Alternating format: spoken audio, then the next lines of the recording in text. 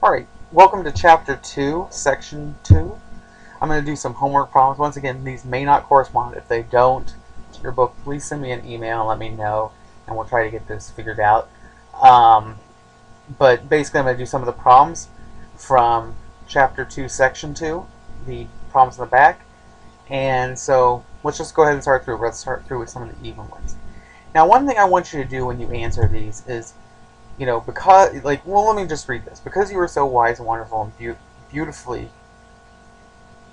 I must have left the word out there, you really should agree with me about the new international trade proposal. Now, a couple things you should note. First off, you can find a list of all these fallacies. I believe it's in the front page of your book.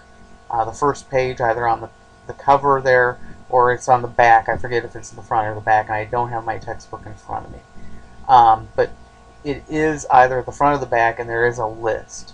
And so you should be able to pull that up, and that can be of great use as you work through these.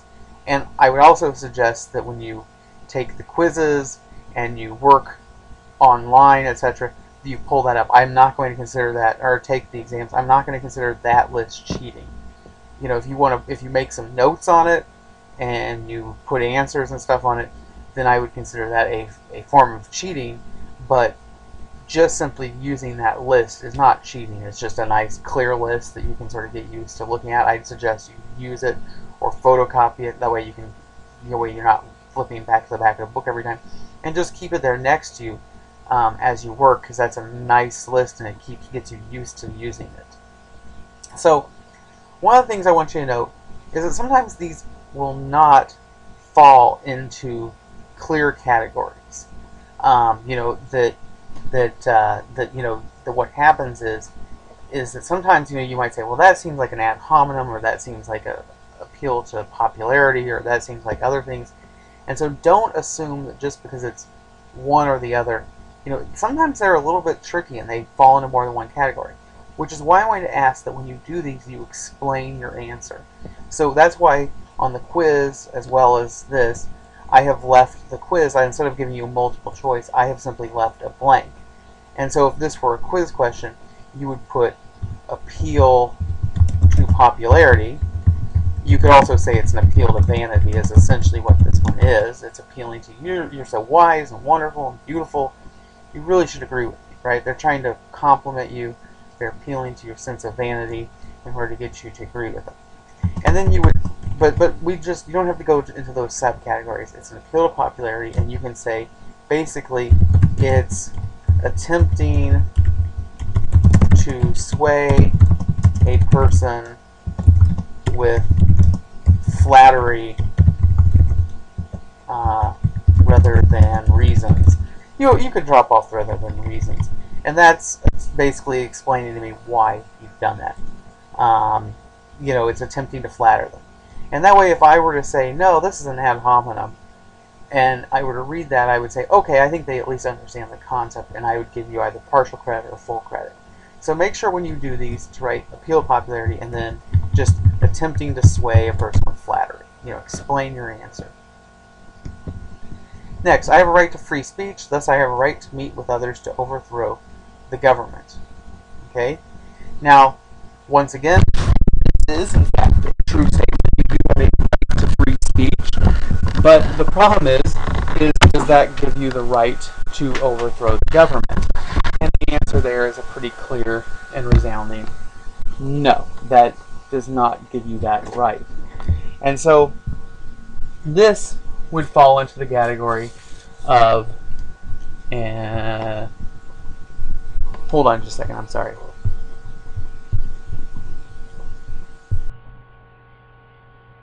Okay, I apologize for that. I had something I had to stop for a second.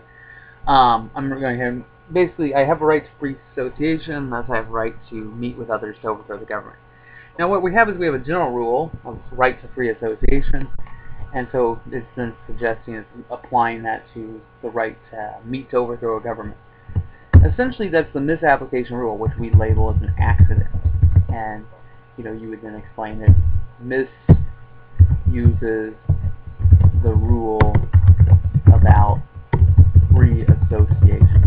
essentially, you're right, that is a rule, but it's not necessarily going to hold carte blanche. You know, there are exceptions. Free speech has exceptions. You can't yell fire in a crowded theater.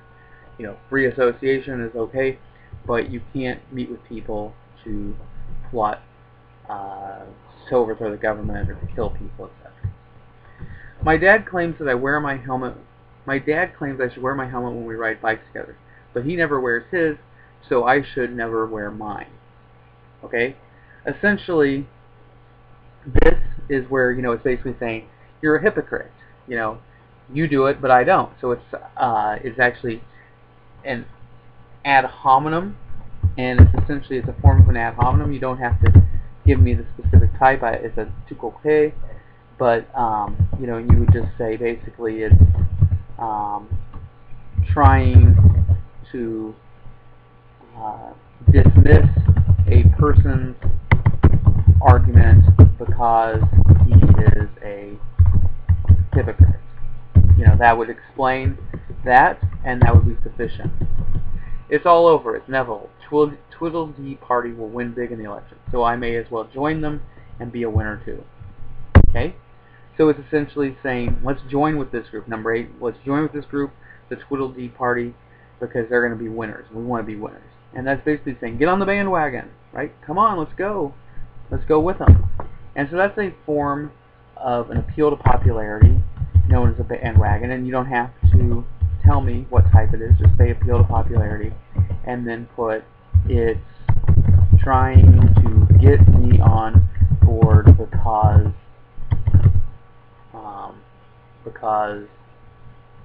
they're the likely winners, something like that. That would be a way of saying that's an appeal to popularity. Okay? Don't you dare change the channel from the sentence, or I'll slap you upside the face. Okay? This is making a pretty clear threat. And so this is what we call an appeal to force, and it's making a threat. It's making a threat against you, against a person. It's not giving you reasons to believe it. It's saying, do it or I'll hit you. That's not a reason. That's a threat. Tonight's speaker talked about the advantages of landing a man on Mars. He had his reasons, but I've got my own reasons against going to Mars. What are they? Because I have to worry about my neighbors instead. They call the police when I burn leaves. Now, this one is one that, you know, sometimes I think of these, like, for example, this one I would sometimes say, you know, maybe this is a case of a fallacy known as a straw man, where, you know, he's sort of trying to, you know, mislabel or misapply, and I think sometimes these can be, but what he's essentially trying to do is he's trying to change the subject. He's giving you a red herring, right? He's waving the smelly fish in front of you and trying to get you to talk about something else. So he's really just changing the subject. The arguer is changing the subject, right?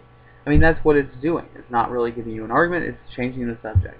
But like I said, you could say, well, this is a bit of a straw man. It's trying to reduce the argument down to what is a great concern to you is what we need to do. I mean, you know, you could do that, or you could say, you know, this is, you know, you might have a reason to give it something else, but I think it's a pretty clear, well, it is a clear red herring, but, you know, that would be why we're putting that on there, is to explain why. But the arguer is changing the subject, which makes it a red herring. You are for capital punishment, aren't you? Surely so, because you are such a fine basketball player. You could play in the not the NCAA, the NBA, or the Olympics, and even an all-star team. So of course you are for capital punishment too. Okay, this is trying to flatter him, right? And that's a form of an appeal to popularity, right? It's an appeal to popularity via flattery. So basically it's attempting to flatter someone so that they agree with you. Okay? And that's what that is. Mom, I really ought to join the new cult. Bernie's path to the pyramid. After all, everybody's doing it. Okay. This is another case of, you know, I should do it because everybody's doing it. And that is an appeal to popularity. And and it's basically trying to go with the popular choice, you could say. Creating an us versus them, and I want to be with them. If I were you, I would vote for candidate X. If you don't, we'll catch you leaving the polls and we'll rearrange your face. Okay, once again, this is a pretty clear threat, and so this is another case of an appeal to force. It's making a threat to get you to make a decision, and that's what that is. And then the last one I have up here, number 20, you should be against any sort of gun control. Yvonne is for gun control. She says that she is against Saturday night specials, but she's really just against guns, period. She wants to make sure that innocent people are defenseless and that every criminal has a gun. Now, this one I can see is a more clear case of one could make an argument that this is a bit of a red herring, it's trying to mislead it, or that she's trying to create a slippery slope, and she's suggesting that that she's trying to argue for everybody having a gun. If you could explain that well enough, I might accept it or give you a point or two. This is a pretty clear, or I shouldn't say pretty clear, it is a clear case of somebody essentially trying to misrepresent the other person's argument. She's against Saturday night specials. Okay, that doesn't mean she's against all guns. She's against this label of Saturday night specials. It's these, sort of cheap guns that have the ability to kill people. I don't even know exactly what Saturday night special is. I think it's kind of an old term. But the case is that doesn't make a person against all guns. They're just against certain things. Being pro-gun control doesn't mean you're anti-gun. I mean, that to say that is misrepresenting a person's argument. So essentially, what you have is you have a person representing it, which is a straw man. She's attempting to misrepresent the other person's position.